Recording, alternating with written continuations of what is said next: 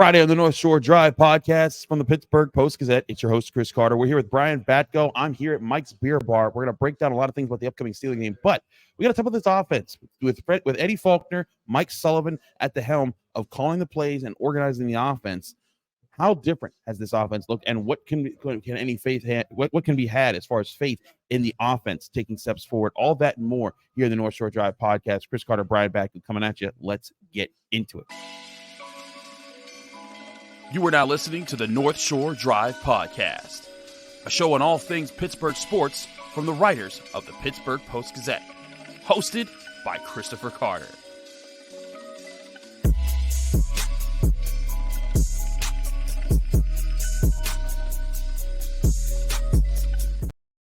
Hello, welcome to the North Shore Drive podcast from the Pittsburgh Post-Gazette. I'm your host, Chris Carter, here with Brian Batko. And again, you can find all our written work at post-gazette.com for the Pittsburgh Post-Gazette. But as always, you can find every bit of podcast content for the Pittsburgh Post-Gazette at Post-Gazette Sports, whether it's on your favorite podcasting platform or on YouTube. Like this video if you enjoy it. Subscribe to this channel to get all of your daily Monday through Friday normal episodes. We have Monday, Wednesday, Friday episodes here on the North Shore Drive podcast. And then we do our Acrisure Fan Advantage, breaking down the opponent experts on the day before the game. But as I said, we got Brian here. Brian, everyone wants to, what felt really good about the 400 yards of offense for the Steelers last week against the Bengals.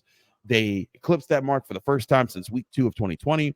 But then everyone was like, well, actually, that's becoming like a little bit of a pet peeve for me, Chris.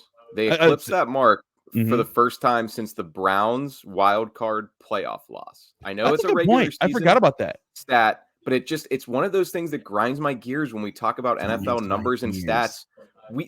Why do we ignore playoff performances, box scores? Like, I know they're not the regular season, but they're actually the most memorable and significant games that happen for any NFL franchise, and they always get kind of swept under the rug. So I don't want people to think that we're not mentioning that game in which they rolled up. I think it was 553 against the Browns in that game. And look, I watched that game. We all did. It was a weird game. They were in catch-up mode from the minute Marquise Pouncey sent that snap to Mercury on the first down of the game. But still, you can't argue with the yardage total that was posted in Randy Fichtner's final game as the offensive coordinator for the Steelers. So I just wanted to get that off my chest, Chris. I'm sorry I snapped and took it out on you. No, that's fine. You can take it all that stuff out right now. But Steelers fans are going to want to take something out on the Steelers if they don't score more than 16 points this week, because that was still the bottom line. But Najee Harris did praise multiple offensive coaches. One, Eddie Faulkner for organizing things, Mike Sullivan calling plays, but also praised Pat Meyer for his contributions into the pat on the back, huh? There you go. There's that Brian Batko humor. I would so Yoshi bonk you right now. But in all seriousness, the three of them earning that praise, I think that there's at least some, you respect Najee Harris's opinion, but at the end of the day, the Steelers offense still needs to put up points. And this is a week against the Cardinals defense that is just as bad, if not worse, than the Bengals defense that they just played. And now that you're at home, you've had a couple weeks to get used to the new flow of things. Is this finally the week that you see a breakout coming from the Steelers offense, or do you think this is going to be more of the same as far as, they might have a few extra plays here and there that look a little bit better, but still not getting the end result the Steelers fans want of like 24 plus points? It could be, but I need to see it before I'm going to predict it. I feel you. The yardage was nice. I forgot what it looked like to see a Steelers offense actually move the ball fluidly with regularity over the middle, deep throws consistently. Like, I'm not going to try to completely bash Matt Canada. We saw it at times, but obviously it's just the proof is in the numbers, never to that extent with what they put up down in Cincy. And yes, you're right, Chris. This is another bottom of the league statistical defense. They've got guys like Jonathan Ledbetter and Dennis Gardeck and Josh Woods and Roy Lopez up front. Are those NFL players or Disney Channel original movie actors? You could have fooled me, honestly, if you would have thrown those 4 names at me on Monday before I started researching Arizona. So that's one part of it. I think it's certainly feasible, but I'm not going to project it until I actually see it happen, because I've watched this offense sputter so often, and I do tend to think there are issues that go beyond just the former coordinator and play caller. But I did want to also address what you brought up there vis-a-vis Najee Harris's comments on Wednesday. I think we've heard a lot of whispers and rumblings to this point.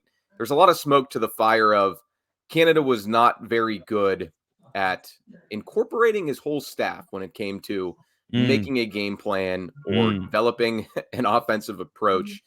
I think number one, you just look at his track record of how many places he's worked, and from doing a story on him when he got promoted from quarterbacks coach to offensive coordinator a few years ago. Even some of his closest friends in the industry told me, yeah, he can be stubborn, but what good coach isn't? When it works, it works, and that's kind of what you hope you get out of a guy like Canada.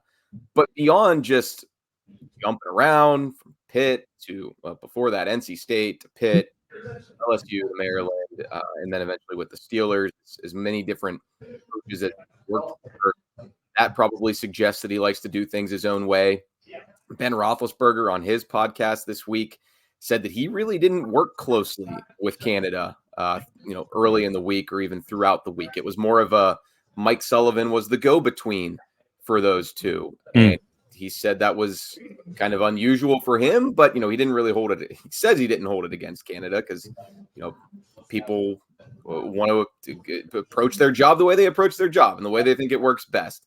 And then, yes, now you come in again with Najee Harris sort of going out of his way to just give kudos to a few different people on that staff. It makes me think that this wasn't a real collaborative effort previously. And maybe those 421 yards down at Paycor Stadium were at least in part a credit to Pat Meyer bringing his strength to the philosophy, Eddie Faulkner bringing his strengths, and Mike Sullivan bringing his strengths as a play caller. Jonathan Ledbetter starring in the next Hallmark Christmas movie that you can turn on. Yeah, there you go. But in all seriousness, I agree that that's definitely my biggest thing about, everyone's always talking about Matt Canada's play calls. I've always felt like it's more about the organization because the execution of things was just so inconsistent with the Steelers. And to me, it all added up to being like, hey, like if Kenny Pickett understood where he was supposed to go on certain plays, the Steelers would have been a much better offense during his tenure here. And just consistently, he looked lost. There were times that he looked more coordinated than others, but on the general, when you go back to the Browns loss, I mean, he just had no idea where to go when they blitzed or they fake blitzed, and it just seemed like it was haphazard. Whereas in this game against the Bengals, we gave credit to Canada for the end of that Ravens game when it kind of became a thing of what did Kenny change on that touchdown pass to George Pickens. And Chris, I think you and I were two of the people in the local media saying it doesn't really matter. Like it's good for Pickett that he made that check at the line. And it's good for Canada that he coached that into the game plan for that week. So credit to go around in that scenario, blame to go around when you have a full system failure the way you did in Cleveland. Absolutely. And that's what the Steelers need to avoid moving forward. I feel like these upcoming games that they've got, the Cardinals and Patriots at home within 5 days of each other, all are both two opponents with just 2 wins apiece at home, teams that are struggling on offense. The Patriots a little bit better on defense, but at least statistically. But still, these are get-right games. These are their chances, and they can't look at them as easy games. These are games you need to come correct for, but that you need to come correct for and capitalize on to show to yourself. It doesn't matter what anyone else thinks, but I think the Steelers need to show for themselves, Brian, that they can be an offense that does put up points when the opportunities present themselves. In the third segment today, as always, we'll put our money where our mouth is to predict whether we think the Steelers will get right, at least in this game. I'm not going to make a Patriots prediction, even though we are only, as we record this on Thursday morning, we're a week out. So, we'll get into that. What we think the bottom line result will be for Steelers Cardinals. But first, we've got an Acrisure question in the second segment here. We'll get to that in just a minute here on the North Shore Drive podcast from the Pittsburgh Post-Gazette. Chris Carter, Brian Batko, talking Pittsburgh Steelers. But first, before we do any of that, I want to remind you, this show is brought to you by the place that I'm at right now, and that's Mike's Beer Bar, the best bar in all of Pittsburgh. When you come to Mike's Beer Bar, you can try one of their 500 different available beers, 300 of those beers being local, 80 of those local beers being available on tap, including some of our from our Mike's Friday Flight segment, where we talk about the flights that they have available. You can get a Levity Sergeant Fartlek. It's a 4.5% of beer, a nice starter beer if you're ever trying to start a flight out, because it's light, it's easy, and it's also reminding you of the fall that's passed on as things get a little bit colder. You can also switch to Church Brew Works with their Pious Monk Dunkel, a little bit darker of a beer, but still just 5.5%. And if you're a person, you're trying to get into beer and you're trying to find things out, but you don't want to do the heavy beers, that's where Mike's Beer Bar comes in and is amazing, because they have so many different options for you to try out. They also have amazing food like steak on a stone, where you get your choice cut of steak brought to you on a heated stone. And every time you cut off a piece of steak, you press it into that stone and you choose how well you want done every single bite.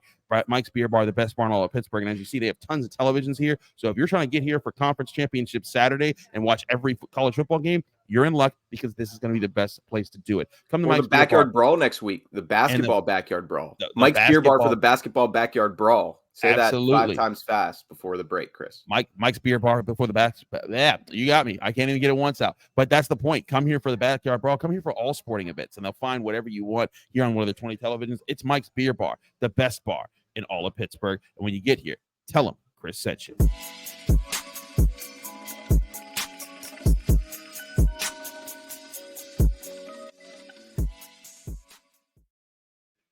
We're back here on the North Shore Drive podcast from the Pittsburgh Post-Gazette. Chris Carter, Brian Batko breaking things down. It's time for the Acrisure Fan Advantage, where all season long the Fan Advantage brings you closer to the team than ever before, featuring exclusive answers to your burning questions from Steelers insider Brian Batko, who's here with us today, and an in-depth conversation with an opponent expert each week. Tune in every Friday and the day before each Steelers game to get the Acrisure Fan Advantage, and you can visit acrisure.com/fan advantage for more information and to submit your questions today. Brian, this question comes from Rich M, and it sticks with the offense. Rich M says, okay, Matt Canada is gone, but how are the Steelers going to fix the poor play of the offensive line? To me, it seems like Kenny never has time for a quality passing opportunity, and the running backs are very often tackled behind the line of scrimmage. Am I the fan that sees this mortal flaw?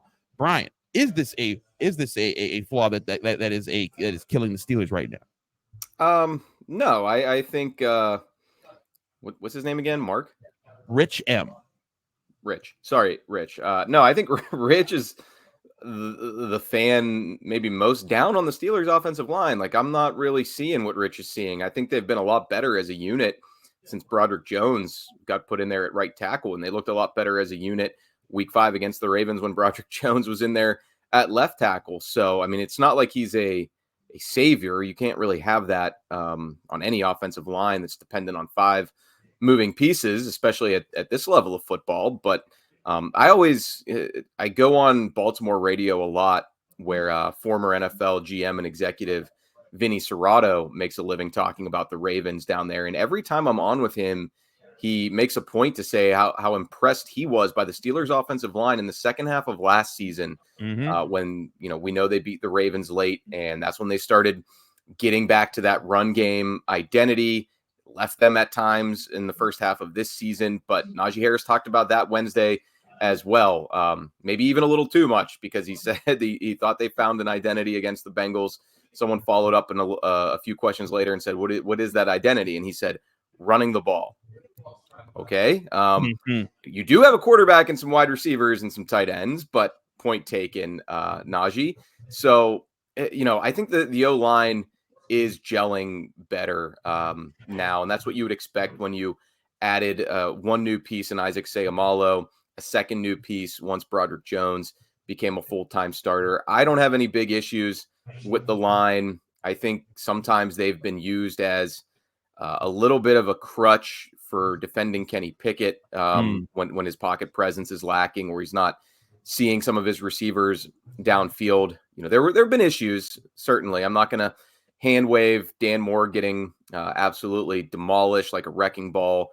Myles Garrett, a couple weeks ago in Cleveland on the first snap, that set a bad tone for the entire day, which is not what you want out of your line in pass protection. But by and large, Moore, Sayamalo, Mason Cole, I think, is playing better after a very rough start to this season. Yes. Whatever was going on with him, maybe just in a funk. We don't think about that for interior linemen or centers, but any athlete can get in a funk, I think, at times.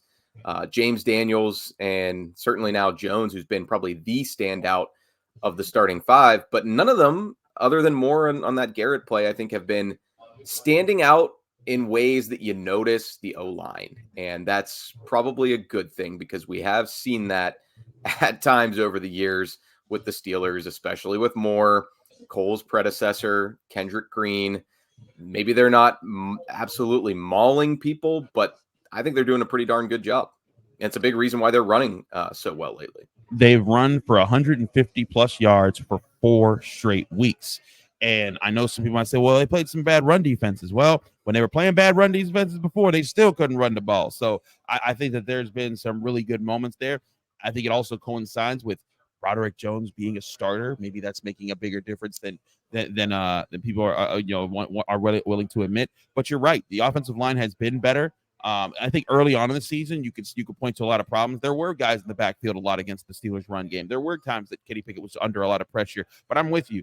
There's been plenty of times this season where the offensive line has done enough of a job of giving Kenny Pickett protection, and he hasn't taken enough advantage of it. And especially last week, that was not the issue. I think there were times of things. I think Kenny Pickett did some good things, but the offensive line, for the most part, has been getting the job done. I hear Richard's question, and I think that if this question was asked a month ago, it'd be a little different because the offensive line wasn't performing the way it has been in the past month.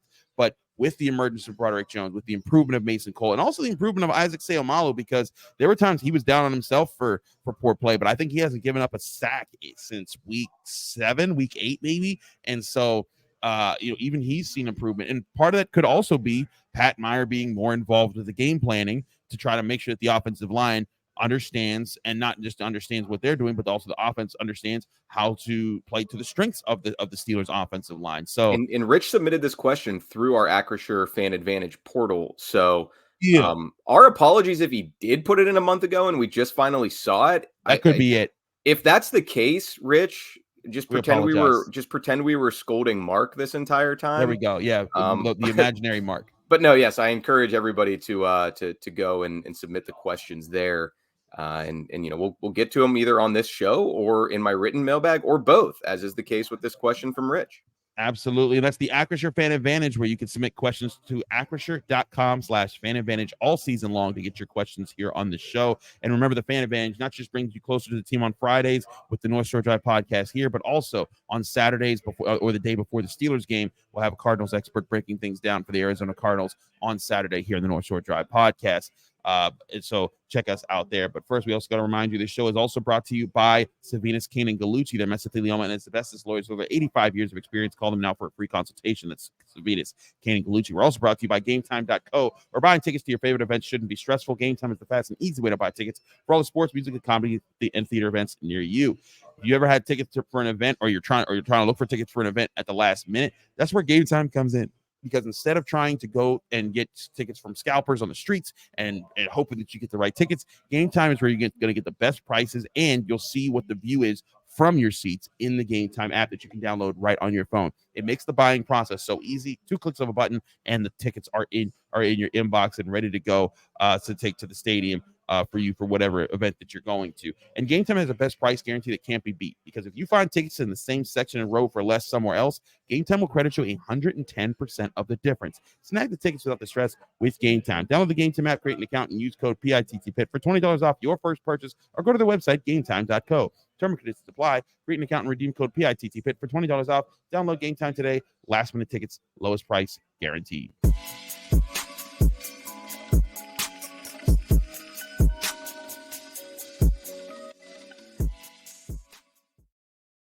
We're back here in the North Shore Drive podcast. Chris Carter and Brian Batko, both of the Pittsburgh Post-Gazette. I'm here at Mike's Beer Bar, the best bar in all of Pittsburgh. If you come down here, you can try one of their 500 different available beers, and 2 more of them that are on our Friday flights. We talked about the Levity Sergeant Fartlek, the Church Brewers Pious Monk Dunkel, but also when you get here, try the All Saints Crimson Halo. It's a nice red beer that's 5.3%, and you can finish up your flight with an Acclamation Cosmo Wheat, a very different kind of wheat beer that's only a 5.5%, are all with the 5.5 or below percent today, Brian. We're taking it easy on this Friday here on the Friday flights from the Mike's Beer Bar Ramp it back up for podcast. ramp it back up for Steelers Patriots night Oh, game, yeah. or Oh, yeah. when they get the Bengals at home for AFC North action. Steelers Cardinals is like a leisurely week in the NFL calendar. Listen.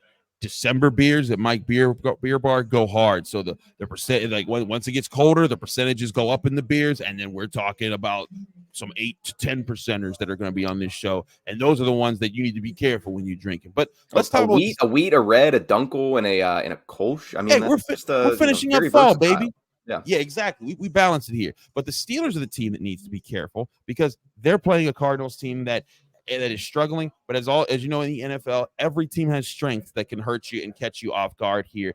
What is the biggest thing that you're looking at here, Brian? If you're looking at the Steelers, and they should be looking at to avoid a trap game in this situation, because everyone's talking about a potential breakout game for the offense. But if it flips itself around, it's going to be a wasted week of an opportunity where the Steelers can get back to being just one game behind the Ravens. Yeah, I mean, Kyler Murray's concerning. I think, he's just the type of guy who can take over a game. He's sort of caught right now in between shaking off rust 3 games in, but also maybe warming back up to it. His numbers have been good. They haven't been winning, but I don't know that that's totally an indictment of him and his play. So I still worry that, we've seen the Steelers' defensive structure at times over the years get hurt by QBs who can scramble, QBs who can improvise, QBs who can hurt you with a 20, 25, 30-yard run down the seam and then slide into field goal range. So, those are issues, but I worry more about the Cardinals' run game because I think they're certainly better at that than they are at protecting Murray. Rookie right tackle Paris Johnson Jr., while I liked him as a prospect and still think he could be a very good NFL player, he's had some struggles already this year, and now he has to deal with TJ Watt over there. James Conner coming back to Pittsburgh. I think it may be an underlooked story a little bit this week because the Steelers are so wrapped up in their own issues, and so are the fans, rightfully so. But I think he's going to be running hard back here. He'll feel right at home at Acrisure Stadium. He's run through many a tackle, stiff-armed many a poor boy downfield in his time at Pitt and with the Steelers. So I think you just got to make sure that they don't establish that run and kind of shorten this game a little bit to compensate for their defense that has so many, no-name type guys, because that's where I think the Steelers really have an edge. I mean, I talked about all those, NFL journeyman, inexperienced players, whatever you want to call them, euphemism, in this Cardinals front seven.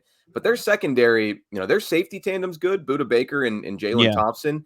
But the corners, too, I think are an area where the Steelers can really feast. They've got 2 rookies starting, Garrett Williams and Kytrell Clark. They're both 5'10". I think that's a really good matchup either for George Pickens or Diontae Johnson. Pickens can go up and over the smaller guys.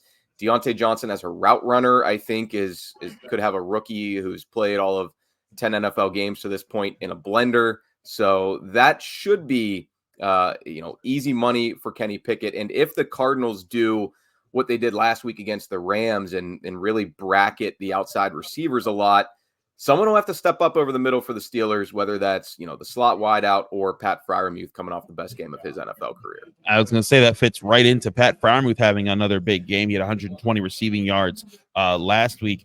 So and the Cardinals are also missing their top inside linebacker, Kaiser White. So there's just a myriad of reasons why this team is 2-10, and the Steelers need to handle their business. Tank Central. They're in Tank Central. I also think it's going to be interesting to see. This will be a game where 2 of the top offensive tackles in the NFL draft class, Paris Johnson Jr. and Broderick Jones, both playing right tackle in this game. I think that'll be something to focus on here. But all that being said, Brian, what is your final score prediction for the Steelers? You said you can't believe in the offense till you see them actually do it, but are you predicting that they have another low-scoring affair that they squeak by here?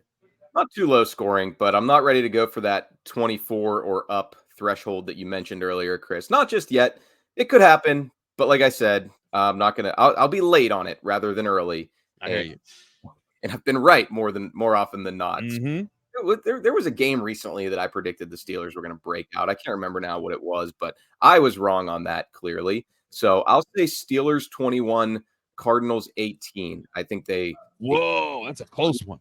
Yeah, I think it's going to be close because I do think Kyler Murray will make some plays.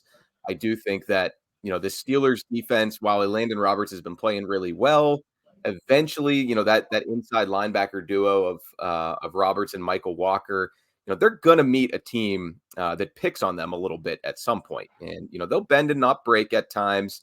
But, I think the Cardinals can move the ball a little bit. I think their defense is going to have a tough day at the office, and a tough day at the office for an opposing defense might still only mean 3 touchdowns for the Steelers, but that would be a sight for sore eyes after how poorly they were able to finish when they got into the red zone in Cincy. You have the Steelers winning 21-18. I have the Steelers winning 27-13. I think the Steelers. You've got the cover. I've got the Cardinals covering. So yeah, we'll see what happens. I think it's going to be an interesting one. Either way, we will have our team, the Pittsburgh Post-Gazette, on hand covering the game. I'll be busy covering Pitt Clemson along with Noah Hiles over at the Pete. That starts at 2 p.m. They're playing an ACC hoops game already? Oh, yeah. Well, it's college basketball. They're weird. They got to mix some ACC in, and they're going back to play Canisius and South Carolina State and West Virginia after that. Also be at the Backyard Brawl next Wednesday, the night before the Steelers play the Patriots. So a lot of action coming your way here in the sports world. That's why you got to subscribe to the Pittsburgh Post-Gazette at post-gazette.com and get the North Shore Drive podcast every Monday, Wednesday, Friday. Thanks again for Brian for joining us here. Thank you all for joining us. And thanks to Mike's Beer Bar for sponsoring us and hosting us here on our Friday episodes. We're back on Saturday with the Acrisure Fan Advantage, breaking down the Arizona Cardinals and what elements of their game the Steelers should be on the watch out for with the return of Kyler Murray. We'll get all that and more here on the North Shore Drive podcast of the Pittsburgh Post-Gazette.